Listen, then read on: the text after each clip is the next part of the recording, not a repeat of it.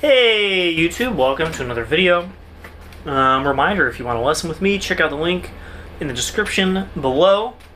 And today's a video brought to you by Caden, who asked for me to talk about tuning on the compensating euphonium. Now, I probably have, I would say, 2 videos about this, but they're probably like 10 years old. So, I'm going to make a new one that might be a little better. I don't know. We'll see. So, first, answer to your question, how do you tune a compensating euphonium? You don't. Case closed. It's impossible. But if you want to get close, let's talk about some concepts of tuning and how valves work and stuff like that. So, valves, right? Normal instrument, like a normal trumpet or whatever, is going to have 3 valves: half step, whole step, and a minor third, and you put those in combinations to make all the cool things, all the cool notes. And obviously this has one more. We're just going to talk about these for a moment. And the way they work, of course, is you have a tube that goes in here, you blow into it, and with no valves down, the instrument is 9 feet long. You're making a fundamental of, at the lowest partial, the real partial is, let's say, 9-foot B flat. Ta-da! And when you put the valve down, it redirects the tubing to go through this little guy right here and lowers it by a half step. So you've added, you have 9 feet, and then you add however much tubing this is, 6 inches maybe, 9 foot, 6 inch. And then you push down this, and that adds however much tubing that is, who knows, a foot? I don't know the actual lengths of these things. And then you push down this, that's a minor third, and then you'll put these in combinations to get lower and lower, and that gives you access to the full chromatic range, except for below E, of the instrument. Ta-da! You've learned how valved instruments work. Now, the problem we run into, and the reason that the compensating system exists, is that, one, like I said, you don't get the range below E. All 3 valves are down.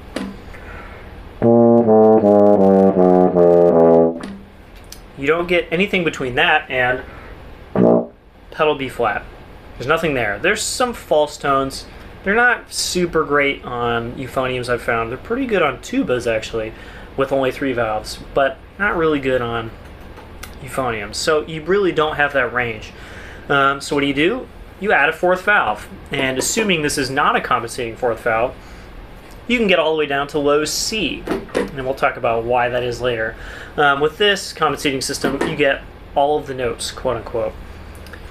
The other problem with valves is that, maybe you've noticed already, you add a half step, you add a whole step, you add a minor third. Now you have to put the valves in combinations.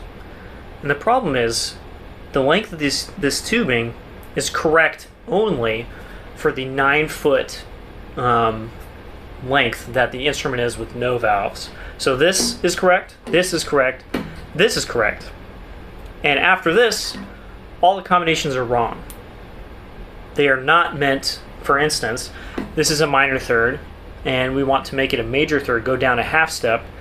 Well, if you press this, you've added this much tubing, but this is only a half step when this valve is not pushed down.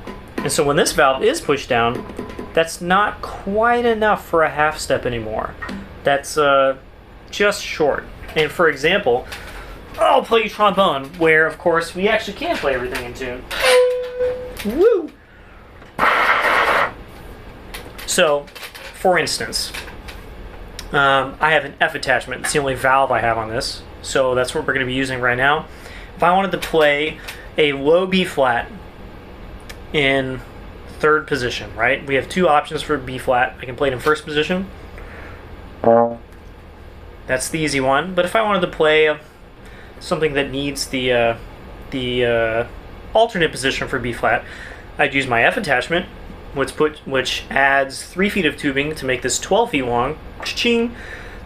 And I put my slide in 3rd position. But is it real 3rd position? So let's check that.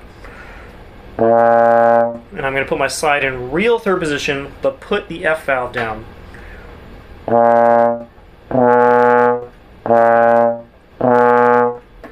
That's basically halfway between B natural and B flat. That is not a B flat. So what do I have to do? I have to adjust. I have to compensate. Ooh, look at that.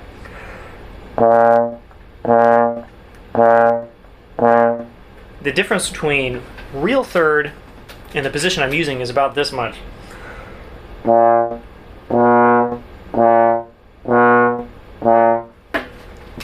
About that much on the slide, and of course doubled because there's two tubes, so however much, 3 inches or something.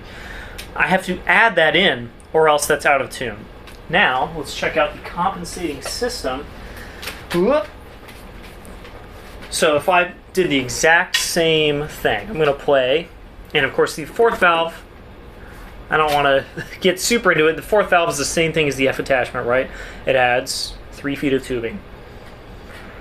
You'll notice that's roughly in tune. That's actually pretty close, and the reason is, guess what? The compensating system adds that, where is it? First valve, this guy. You can see it right here in profile. It adds that 3 inches of tubing by redirecting everything twice, first time through this, and then when I press this down, boom, it adds in this tubing on the back of the valves as well. So it compensates for that extra tubing that we need for that to be in tune.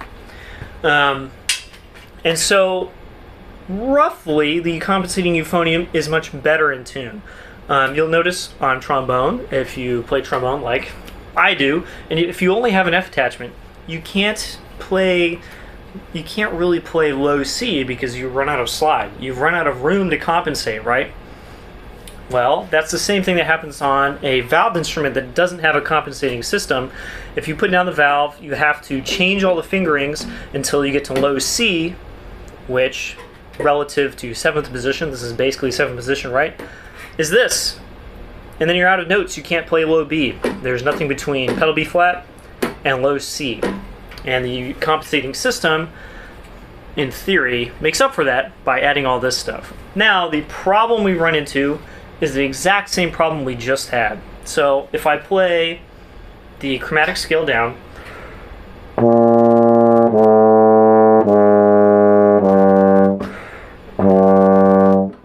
notice that these are basically the same thing. Combination of 1 and 2 is the same as 3.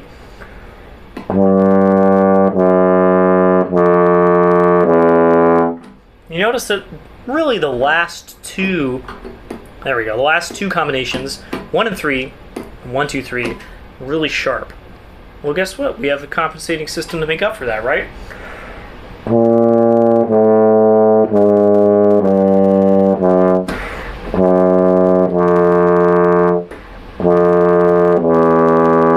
Yay! So we put down the fourth valve, and instead of using this, which is technically the same, we use this instead. Instead of 1, 2, 3, we use 2 and 4. We have compensated for that tuning problem. And some of you might see the problem now is we're going to run into the exact same problem as we go below from F.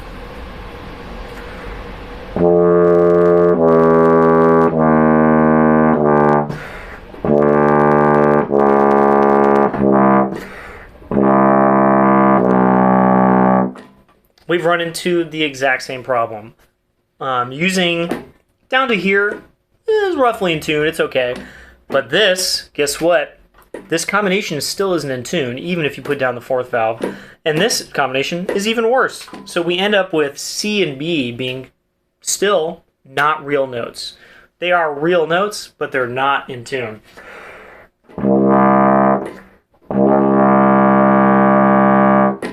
According to my tuner, which is right here, that's 30 cents high, and B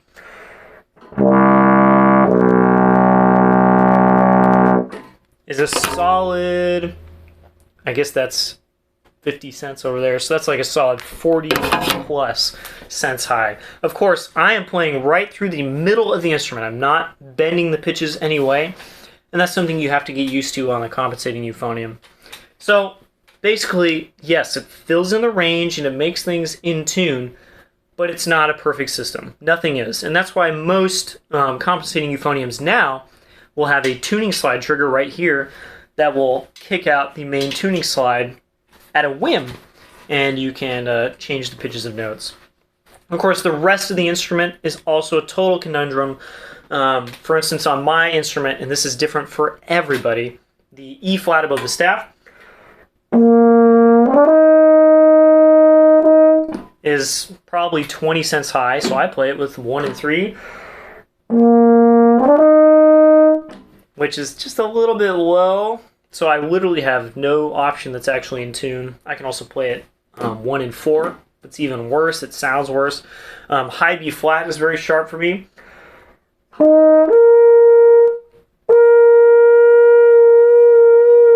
Has a weirdly large slot where I can go really high. I can play it in tune, but I have to think about it. And that's just something you have to get used to. Every instrument is different. Even ones that are supposed to be the same, like Yamaha 842s, are not all exactly the same intonation-wise. Basically, sit down with the tuner, get used to how the instrument feels before you tune yourself, because it's going to be different after you get used to it. Play right through the middle of every note and figure out what those tendencies are, and basically come up with good alternate fingerings or ways to lip the pitch around and stuff. Things that we don't have to do on trombone. Honestly, playing euphonium is a huge chore in that regard. Not compared to every other instrument, but definitely compared to trombone. So, best of luck out there. Hopefully you understand a little more about why valves in general are kind of terrible, and how the compensating system tries to get around it and mostly fails. And I'll see you guys next time.